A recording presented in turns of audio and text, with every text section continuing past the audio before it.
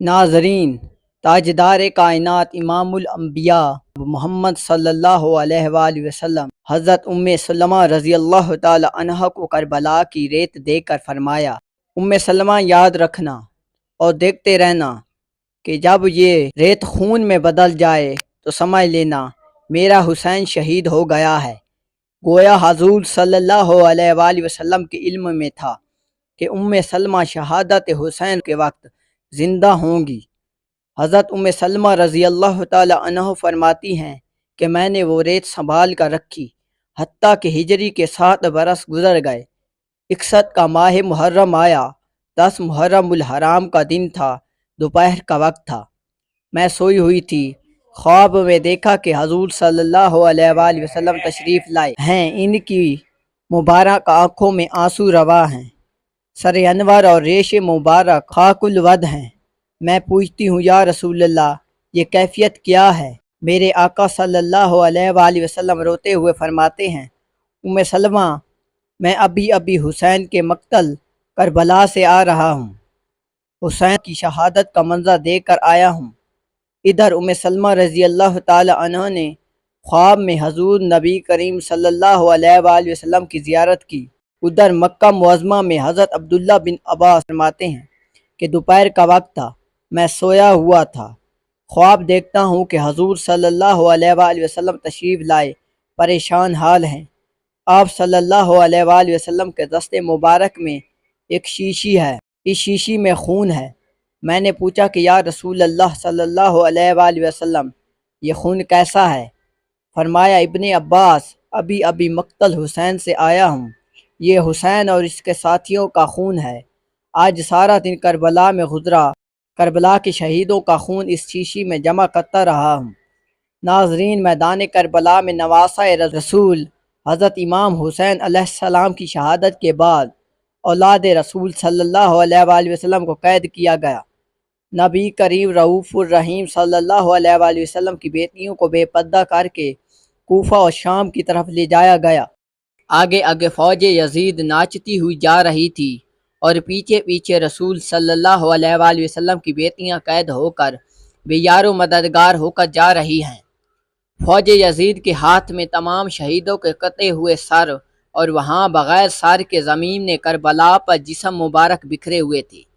تاریخ نے کہہ دیا کہ بغیر کفن و دفن کے 3 دن تک رسول کائنات صلی اللہ علیہ وآلہ وسلم کے خاندان کے جسم مبارک زمین کربلا پر بکھرے پڑے تھے۔ 13 محرم 61 ہجری کو جب آس پاس کے لوگوں نے یہ معلوم کیا کہ فوج یزید کا پہرہ کم ہو گیا ہے، چلو نہر فرات سے پانی بھر کر لاتے ہیں۔ بنی اسد کی کچھ عورتیں جب نہر فرات سے پانی بھرنے لگیں تو دیکھا کہ میدان کربلا کی زمین پر جسم مبارک بکھرے ہوئے ہیں، کہیں کسی کا بازو، کہیں کسی کا جسم۔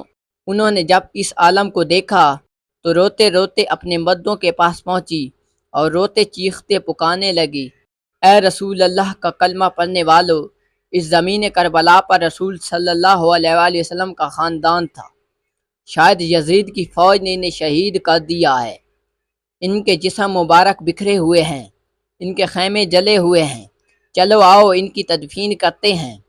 ان کے مردوں نے کہا، پاگل ہو گئی ہو کیا؟ دیکھتی نہیں ہو کہ یزید کی فوج نے قتل کیا ہے؟ اگر ہم ان کی تدفین کریں گے تو ایسا نہ ہو کہ یزید ہمارا بھی دشمن بن جائے، چھوڑ دو، کوئی نہ کوئی آئے گا تدفین کر دے گا۔ ان عورتوں نے کہا، تعجب ہے کہ تم اپنے آپ کو مسلمان کہتے ہو، رسول اللہ کا کلمہ پڑھتے ہو اور ان کے نواسوں اور ان کی بیٹیوں کے لیے یہ محبت رکھتے ہو۔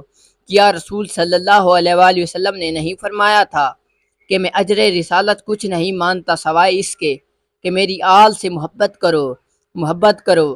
اگر تم نہیں جاتے تو نہ جاؤ، ہم جائیں گے اللہ کے نواسے کی تدفین کرنے۔ جب بات یہاں تک پہنچی تو مردوں میں سے کچھ کی غیرت جاگ گئی اور وہ ان عورتوں کے ساتھ زمین کربلا پہنچے۔ بس ان کا زمین کربلا پہنچنا تھا۔ دیکھتے کیا ہے کہ کسی کے جسم مبارک کا بازو نہیں تو کسی کے جسم پر سر نہیں۔ وہ سوچ میں پڑ گئے کہ کیسے تدفین کی جائے۔ آخر کار وہ اس نتیجے پر پہنچے کہ ایک بڑی قبر کھودتے ہیں اور اس میں سب لاشوں کی اکٹھی تدفین کر دیتے ہیں۔ ابھی وہ قبر کھود ہی رہے تھے کہ اتنی دیر میں معجزے سے ایک گھڑ سوار آیا اور انہوں نے سمجھا شاید کوئی فوجی ہے۔ اس سے پوچھنے لگے کہ تم کون ہو؟ تو گھڑ سوار ابدیدہ ہو کر کہنے لگے میں رسول صلی اللہ علیہ وآلہ وسلم کے نواسے کا بیٹا علی زین العابدین ہوں۔ سب کی آنکھیں بھر آئیں۔ امام زین العابدین نے رسول صلی اللہ علیہ وآلہ وسلم کی عبا بچھائی اور زمین کربلا سے اپنے بابا جان امام حسین کی لاش کو چننا شروع کر دیا۔ کہیں سے امام کی انگلی ملتی ہے، کہیں سے امام حسین کی جسم مبارک کا کچھ حصہ ملتا ہے، کہیں سے پاؤں ملتے ہیں اور کہیں سے کندھوں کا گوشت ملتا ہے۔ ناظرین، امام زین العابدین علیہ السلام ان حصوں کو رسول اللہ صلی اللہ علیہ وآلہ وسلم کی آبا میں جمع کرتے ہیں اور ایک جگہ زمین کو کھودتے ہیں تو وہاں سے پہلے ہی قبر بنی ہوتی ہے۔ امام حسین علیہ السلام کی اس قبر میں تدفین کرتے ہیں اور ان کے ساتھ اپنے بھائی علی اکبر اور 6 ماہ کے علی اصغر کو بھی دفن کرتے ہیں۔ اس کے بعد ایک بڑی سی قبر کھود کر دوسری تمام لاشوں کو دفن کرتے ہیں۔ اس لیے اس جگہ کو گنج شہیداں کہا جاتا ہے، جہاں سب اجسام اکٹھے دفن ہیں۔ بس جب شہیدوں کی تدفین ہو چکی تو کسی نے کہا ایک تدفین رہ گئی، یہ دیکھو ایک بوڑھا سا صحابی ہے، ان کو ہم نے دفن نہیں کیا۔ امام آگے بڑھے اور فرمانے لگے یہ حبیب بن مظاہر ہے، اللہ تعالیٰ یہ چاہتا ہے کہ ان کی لاش ایسی جگہ دفن ہو جہاں جب بھی کوئی امام حسین کے پاس آئے تو ان کو سلام کر کے آئے۔ پھر آپ نے جناب حبیب کی تدفین کی۔ سب جانے لگے تو امام سجاد نے کہا رکو، ایک تدفین ابھی رہتی ہے۔ سب نے کہا کوئی نظر نہیں آتا۔ امام سجاد نے فرمایا نہر فرات کی طرف چلو۔ جب آگے بڑھنے لگے تو ایک بازو نظر آیا اور آگے بڑھے تو دوسرا بازو نظر آیا۔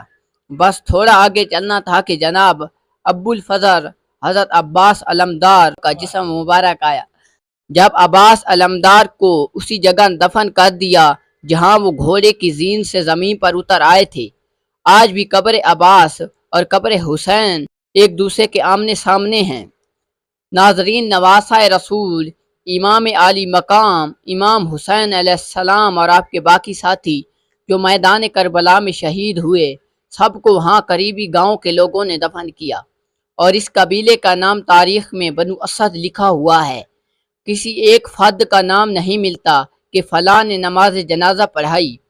مورخین لکھتے ہیں کہ حسین کے ساتھیوں میں 72 افراد شہید ہوئے۔ ان کے شہید ہونے کے ایک دن بعد اور مقام غازیہ میں جو بنی اسد کے لوگ رہتے ہیں انہوں نے مل کر ان لوگوں کو دفن کیا۔ ناظرین، امام عالی مقام امام حسین علیہ السلام کا سر انور جو دربار یزید میں لایا گیا وہ کہاں دفن کیا گیا؟ اس سلسلے میں مختلف روایات ہیں، لیکن مشہور یہی ہے کہ آپ کا سر مبارک آپ کی والدہ ماجدہ حضرت بی بی فاطمہ الزہرا سلام اللہ علیہ اور آپ کے برادر اکبر حضرت امام حسن کے پہلو میں دفن کیا گیا۔